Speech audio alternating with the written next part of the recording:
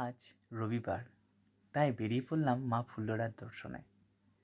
এটা অবস্থিত ঠিক বীরভূম জেলার লাভপুরে, যেখানে তারাশঙ্কর বন্দ্যোপাধ্যায়ের জন্ম হয়েছে এবং 51টা সতীপীঠের মধ্যে এটা একটি।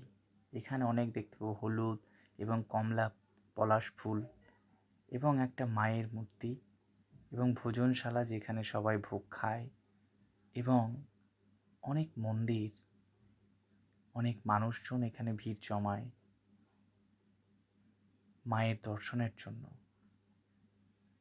এটা একটি ঐতিহ্যবাহী একটা জায়গা, যেখানে বিভিন্ন প্রান্ত থেকে মানুষজন এখানে এসে পৌঁছয়। নটরাজের মূর্তি এখানে অবস্থিত। এখানে যে বলি দেওয়ার যে হাঁড়ি কাঠটা আছে এবং যে জলকুণ্ড, সেটা অনেক পুরনো।